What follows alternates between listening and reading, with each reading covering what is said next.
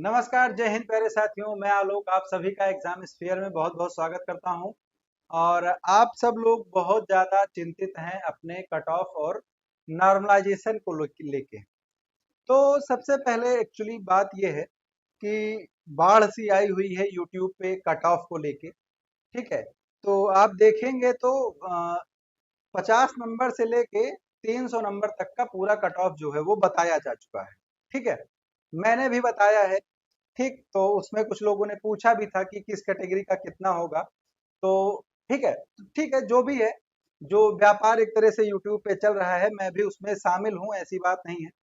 तो आप सबका एक कंसर्न था कि नॉर्मलाइजेशन में कैसे नंबर जो है वो बढ़ेगा, किसका बढ़ सकता है, किसका घट सकता है। ठीक है, तो इन सारी चीजों पर यहाँ पर हम चर्चा करेंगे। और चैनल को अगर सब्सक्राइब नहीं किया है तो कर लेना, जो धंधा है पटगंदा है, धंधा है। ठीक है, अब यहाँ पर आप देखेंगे तो कुछ बच्चों के यहाँ पर कमेंट हैं। ठीक है, कमेंट को अगर आप पढ़ेंगे तो गणित ने छुड़ाया पसीना, लेकिन कुछ ने बोला कि इस बार आसान आया पेपर। अब इसको लेके अगर आप नॉर्मलाइजेशन में नंबर को कम करने और ज्यादा करने की बात करें तो ये क्या हो जाएगी, बेवकूफी हो जाएगी। ठीक है, क्यों? क्योंकि जिसने पढ़ा उसके लिए आसान है, जिसने नहीं पढ़ा उसका पसीना छूटा। सिंपल सी बात है।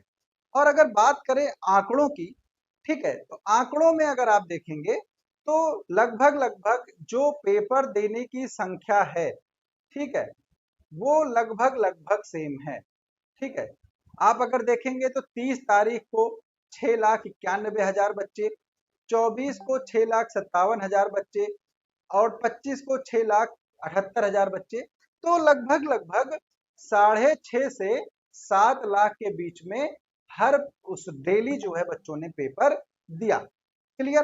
तो अब यहाँ पे भी अगर आप बोलें कि कितने लोगों ने दिया, इस पर हम नॉर्मलाइजेशन कर लेंगे तो ये भी यहाँ पर गलत हो जाएगा। ठीक, और उसके बाद जो आपका कट ऑफ का एक प्रोग्राम यूट्यूब पर चल रहा है हर जगह, उसमें देखिए कट ऑफ जो है वो कुछ चीजों पर डिपेंड करती है कि वैकेंसी है कितनी। तो वैकेंसी आप सब लोगों को पता है। ठीक है, उसके बाद पेपर कितने लोगों ने दिया। ठीक है, फॉर्म भरे जाते हैं उससे मतलब नहीं है। यूपीएससी का फॉर्म हर साल 12-13 लाख भरा जाता है और 50 से 55% लोग उसको छोड़ देते हैं। ठीक है, तो इसीलिए यहाँ पर कुल पेपर दिया था बेटा 34 लाख बच्चों ने। ठीक है, कितने? 34 लाख बच्चों ने पेपर दिया था। ठीक, अब इसमें जो है वो कट ऑफ क्या बनेगी, तो देखिए 34 लाख में आप सब लोगों को पता है 20 लाख ऐसे हैं जिन्होंने फॉर्म भरा था और बस एग्जाम देने चले गए थे। ठीक है, तो सीरियस की अगर बात करेंगे तो वो आपको 5 से 6 लाख बच्चे मिलेंगे, और इन्हीं यही बच्चे वो हैं जो आपकी कट ऑफ को ऊपर नीचे करते हैं। ठीक, समझ में आई बात? अब अगर बात करें पेपर की, ठीक है, तो सबसे पहले आपको नॉर्मलाइजेशन वाला रूल समझना होगा। तो ये बहुत ही डकवर्थ लुईस आपने क्रिकेट में सुना होगा, वो आज तक किसी को नहीं समझ में आया है। वैसे ही ये नॉर्मलाइजेशन का फॉर्मूला है। तो आप मैथ पढ़े होंगे, परसेंटेज, अर्थमेटिक, अलजेब्रा, मेंसुरेशन, सब कुछ। तो ऐसा भयंकर फॉर्मूला आपको कहीं नहीं समझ में आया होगा। ये वही लोग हैं जो पेपर में क्वेश्चन 4-4 क्वेश्चन गलत कर देते हैं और नॉर्मलाइजेशन का फॉर्मूला इतना भयंकर बनाते हैं। ठीक है, तो यहां से ये पता चलता है कि जो क्वेश्चन पेपर है उसको जानबूझकर गलत किया जाता है। अगर आप में क्षमता है इतना अच्छा फॉर्मूला नॉर्मलाइजेशन का बनाने का, आप इस पर बच्चों की कैलकुलेशन कर रहे हैं, तो आप क्वेश्चन नहीं गलत कर सकते महाराज। ठीक है, तो ये क्या है, एक फॉर्मूला है। ठीक है, जो क्या किया जाता है, निकाला जाता है जिससे नॉर्मलाइजेशन। अब नॉर्मलाइजेशन डिपेंड करता है कि मैक्सिमम बच्चों के नंबर, ठीक है, मैक्सिमम बच्चों के नंबर कितने आ रहे हैं। अगर कोई शिफ्ट टफ है या इजी है, ये इसी बात पे अंदाजा लगाया जाता है कि कितने नंबर आ रहे हैं उस शिफ्ट में, एवरेज। ठीक है, ऑन एवरेज जितना नंबर आता है उस शिफ्ट को उस हिसाब से मान लिया जाता है। तो जैसे मैंने आपको यहाँ पर जो आंकड़े दिखाए थे कि यहाँ पर बच्चा अगर आप देखेंगे तो हर शिफ्ट में लगभग लगभग 71 to 75% बच्चा बैठा था। ठीक, तो नंबर ऑफ स्टूडेंट्स के नाम पे ये चीज नहीं होने वाली है, आपका नॉर्मलाइजेशन नहीं होने वाला है।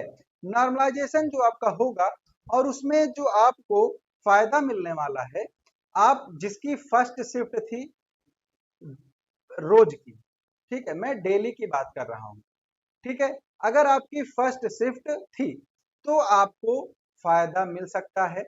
अगर आपका पेपर, जब पेपर स्टार्ट हुआ था और आपका पहले दिन था, तो आपको सबसे ज्यादा फायदा मिल सकता है। ठीक है, देखिए एग्जैक्ट आंकड़ा तभी आएगा जब आपकी आंसर की जो है वो आउट हो जाएगी, और आंसर की के आउट होते ही ये भी क्लियर हो जाएगा कि कितने नंबर कहाँ गए, कौन सा क्वेश्चन गलत था, क्या था, और उसके बाद फिर ये नॉर्मलाइजेशन का आंकड़ा भी सही हो जाएगा। लेकिन अभी के लिए जो है कि जिनका पहली शिफ्ट में एग्जाम था डेली, ठीक है, 5 दिन आपका एग्जाम हुआ है, पांचों दिन जिनका पहली शिफ्ट में था उनके नंबर यहाँ पर बढ़ेंगे, 100% बढ़ेंगे, आप लिखिएगा इसको। ठीक है, जिसका पहले दिन पेपर था, ठीक है, पहले दिन जिसका पेपर था और उसके पहली दूसरी दोनों शिफ्ट जो थी, इनके नंबर यहाँ पर बढ़ने वाले हैं। ठीक है, उसके बाद जिनका पेपर 30 और 31 को था, ठीक है, 30 और 31 का पेपर थोड़ा सा बोल रहे हैं कि टफ था, ठीक, तो अगर वो मॉडरेट टू टफ भी था तो भी आपके नंबर बेटा जो हैं वही रहने वाले हैं, और नॉर्मलाइजेशन में आपको इसका फायदा उतना नहीं मिलेगा जितना फर्स्ट शिफ्ट पहले दिन और दूसरे दिन वाले को मिलने वाला है। ठीक है, बाकी जब एक बार आंसर की आ जाएगी तो यहाँ पर आंकड़ा जो है वो पूरा क्लियर हो जाएगा। ठीक है, अगर आप बात करें पेपर के लेवल की, तो जर्नल नॉलेज जो था वो इजी था, जर्नल हिंदी भी इजी थी, लेकिन उसके बाद जो आपका मेंटल एबिलिटी और मैथ था, मतलब मैथ और रीजनिंग जो थी वो मॉडरेट टू डिफिकल्ट थी। ठीक है, तो जो डिसाइडिंग फैक्टर होगा आपका वो मैथ और रीजनिंग ही होने वाला है। ठीक है, तो ये सारी चीजें थी नॉर्मलाइजेशन को लेके। अगर आपने पेपर दे दिया है और थोड़ा सा स्कोर अच्छा है, 120-25 के ऊपर जा रहे हो, तो रिस्क मत लेना, अपना फिजिकल विजिकल तैयार करो। 130 के ऊपर हो तो भी तैयार करो, 120-25 के ऊपर अगर आप लोग हैं तो आप फिजिकल अपना स्टार्ट कर दीजिए। ठीक है, तो वीडियो कैसी लगी कमेंट करके जरूर बताना। मिलते हैं अगले सेशन में, तब तक के लिए जय हिंद जय भारत।